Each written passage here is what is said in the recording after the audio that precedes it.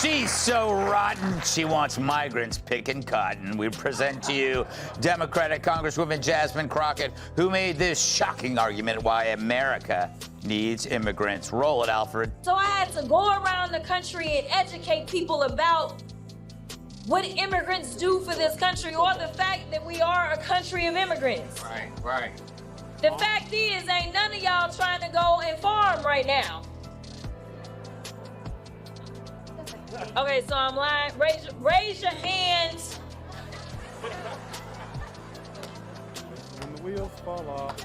You're not. Jasmine Crockett marched into the spotlight thinking she'd shut down the room with attitude and eyeliner. But Gutfeld and Megyn Kelly came in like a wrecking crew with jokes, facts, and zero patience. Gutfeld roasted her so hard the fire department should have been called. Megyn dissected her logic like a bad courtroom drama. What unfolded? Let's just say Jasmine brought sass to a chess match and got checkmated on live TV. That's what she does. She puts out this video of her acting in a certain way, and that's how she fundraises. We actually did a bit of a deep dive on her after my old colleague from Fox News, Todd Starnes, posted something on X not long ago, Walter. He posted the following. Jasmine Crockett wants you to think she's from the hood, that she grew up on the streets. The exact opposite is true. She attended an exclusive day school where tuition is nearly $35,000 a year. She also attended Rhodes College, a private school where tuition is nearly $55,000 a year. She's cosplaying a gangsta. So we looked up her background. She was born in St. Louis. She's 43. Her dad was a Baptist pastor and a teacher. Her mother worked in a post office. She graduated from Mary Institute in St. Louis Country Day School, one of the most expensive private schools in the city. Indeed, the current tuition, $35,000. Jasmine Crockett walked into the political arena like she just crash-landed from a Bravo reality show spin-off nobody asked for. Somewhere between a courtroom and a confessional booth, she mistook C-SPAN for Bad Girls Club, Congressional Edition. And let's be honest, if TikTok tantrums and Twitter clapbacks were a legislative skill set, she'd already be Speaker of the House, Majority Leader, and maybe even moonlighting as Secretary of SAS. Unfortunately for Jasmine, real politics involves more than posing dramatically during committee hearings and perfecting the art of the side eye. Jasmine Crockett's got another hot take. No blacks and whites on a wedding cake. The Democrats' new chosen one, Jasmine Crockett, is in the news again for an old clip where she attacked Florida Rep Byron Donalds for marrying a white woman. Roll it, Bertha. The fact that you sitting around talking about life was better under Jim Crow? Is this because you don't understand history? Or literally it's because you married a white woman and so you think that whitewashed you? That's not very woke, is? Now enter Gutfeld and Megyn Kelly, two media personalities who don't need mood lighting or emojis to land a hit. They didn't come to play, they came to roast, not in the cute marshmallows by the fire sense, more like Jasmine Crockett accidentally showed up to a job interview at Shark Tank dressed like a contestant from RuPaul's Drag Race, Filibuster Edition. It wasn't a debate, there were no podiums, no polite handshakes, no spinning red buzzers, just a verbal demolition derby, and Jasmine brought a tricycle to a monster truck rally. Speaking of leftist hypocrisy and cluelessness, Jasmine Crockett is a rising star amongst the far-left progressives in this country. She's a representative from Houston, Texas, of all places, which makes no sense because she seems to be far too left for Houston, but apparently not, because they elected her. It must be like, Orange County in California being like the one outlier in an otherwise uniformly covered, state, like all red with the one blue, all blue with the one red. Okay, so Jasmine Crockett got up at a Los Angeles dinner this past Saturday, and it was hosted by, this is perfect, the human rights. Let's just be real. Gutfeld has the energy of a snarky raccoon who's read every chapter of the Constitution and turned sarcasm into a political weapon. Meanwhile, Megyn Kelly stepped in like the principal called to oversee a cafeteria food fight. Jasmine was the kid flinging mashed potatoes, not realizing the cafeteria camera was recording in 4000. That was 3 years ago. the ones of her just sounding like a normal person talking. 3 years, it's not like that was 20 years, but then she moved to Mississippi for all that time. That was 3 years ago. She sounded like a totally normal person. It's only now she's got her accent and she's gonna kick everybody's ass. It's such an affectation. Crockett's whole political brand hinges on aesthetic outrage. She's the congressional equivalent of putting glitter on a lawsuit. Sure, it's loud and sparkly, but it doesn't change the fact that underneath all that glam is a giant nothing. Burger with extra sass on the side. Her performance wasn't legislative discourse, it was cosplay. Somewhere between I'm reclaiming my time and can I finish my sentence. She seemed to forget that governing requires more than just dramatic pauses and viral-worthy glares, asterisk. Is she making any point there?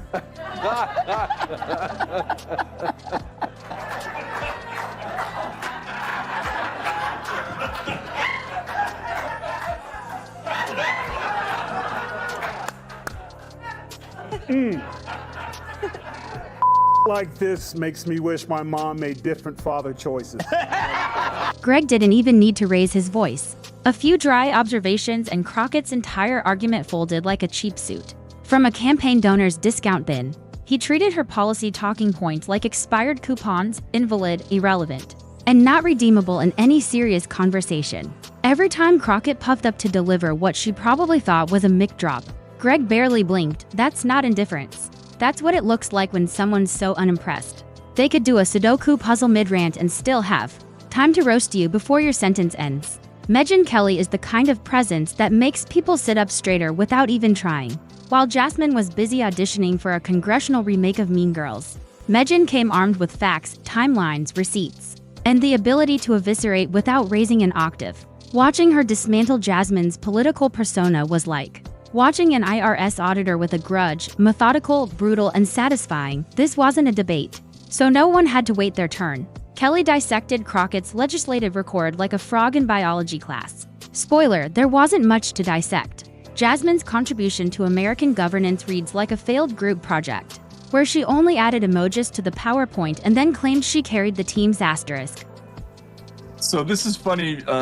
Jasmine Crockett sits on the Judiciary Committee, and about a month ago, Walter, I testified. Yes, we saw Judiciary. this. Yeah, and the hearings, the full committee hearings, are quite long. You can be there for over 4 hours. So, and they let the most junior members ask questions last. So I had to sit for quite a long time, and then at the very end, Jasmine Crockett, who I'd never heard before, suddenly started screaming at me and Michael Schellenberger. And when you're a witness in Congress, you have to pay attention to what everybody says, because you never know when you're going to be asked an actual question and allowed to, maybe even allowed to speak. But I could not understand what she was saying. She was moving from one thing to another, and she was doing all that code switching stuff with the y'alls and y'all eyeing on this. And Gutfeld highlighted the uncomfortable truth. Crockett doesn't do policy, she does performances. Her brand is built on the illusion of resistance, finger snaps, eye rolls, and Instagram captions. It's not that she's unintelligent, it's that she's intellectually dishonest. Especially when the cameras are rolling and the hashtag potential is high. Crockett doesn't need a debate, she needs a PR manager and maybe a legislative mentor. Someone who could explain that Congress isn't an improv comedy club with a dress code. There was a painfully obvious moment when Jasmine tried to spin a soundbite about fighting for the people. Gutfeld didn't even dignify it with a rebuttal, he just paused, smirked, and let the silence expose the nonsense like a spotlight on a mime with no act. That's how you obliterate someone without saying a word. Megyn didn't even flinch. That kind of stone-faced calm only comes from someone who's been through 5 election cycles and survived more media drama than a real housewife on her 6th divorce. Crockett's fans may call her bold, sure, in the same way someone yelling at a drive-through speaker is bold. Loud doesn't mean right, volume doesn't equal virtue. While Jasmine was busy turning every appearance into a gif-worthy tantrum, Greg and Megyn delivered a surgical takedown that belongs in a political masterclass on how not to embarrass yourself while trying to sound smart, asterisk. Jasmine, I've had about enough of her. She wants to be like a member of the squad. She thinks of herself like an AOC. She talks like, she's from the hood. Meanwhile, she grew up in a nice family. She didn't talk like this 3 years ago. 3 years ago, she sounded like you and I sound in this conversation. Like, I'm really excited to be going to Congress. I can't wait to get started on my new job. And now she's like, we need to smack him in the head. We know that we work for the American people. And what we not gonna do is stand around while they pull this that they trying to pull right now. Like, what do you, we have videotape. Why are you talking like that? No one believes this bullshit. And now she's graduated to acting like a thug. So congratulations, your term in the U.S. Congress is going really well. That was a great impression. She dropped empty buzzwords like confetti at a New Year's Eve party, hoping one would stick. But this wasn't Times Square, it was a political roast, and Crockett was the turkey. Her defense strategy seemed to rely entirely on rolling her eyes so hard she risked spraining an optic nerve. Meanwhile, Megyn calmly cited actual bills, voting records, and facts. Reality, which Crockett hadn't reviewed since her last viral tweet. It wasn't even close. Crockett came with vibes, Gutfeld and Kelly came with footnotes. There's something poetic about the gap between Crockett's self-image and her actual impact. She thinks she's delivering political sermons from Mount Olympus, but in reality, she's barely operating above Twitter thread energy. After that flaming disaster, you'd think Jasmine Crockett might reassess, maybe even open a civics textbook or read a bill or two, but no.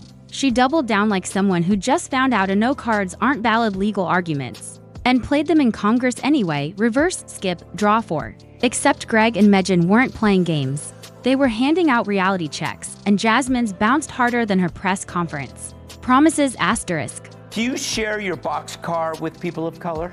I do. Yeah. My boxcar does not know race, does not know gender. It is a welcome space where only deodorant is not welcome.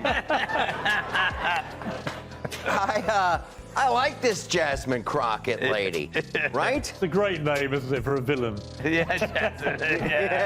It's Crockett is the whitest last name you could ever have. Yeah. I want to throw that out there. Sonny Crockett, Miami Vice. Yes? it's like the whole thing is like, because I've seen her, she's very well spoken, and then she gets on certain programs and lets it. So maybe this whole thing is like a Netflix documentary, like a new spin on Dr. Jekyll and Mrs. Hyde. It's not even personal. Gutfeld and Kelly didn't come for her wig. They came for the hollow influencer activism that turns every hearing into a BuzzFeed listicle.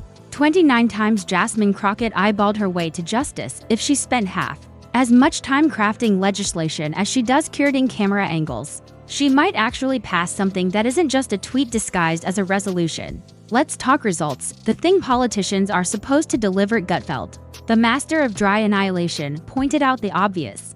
Jasmine Crockett's resume looks like someone Googled how to sound woke in 3 easy steps and stopped at step 1. No major bills, no landmark reforms, just high drama and higher volume wrapped in a fog of misplaced self-importance. Her idea of making change is getting retweeted by someone with a ring light.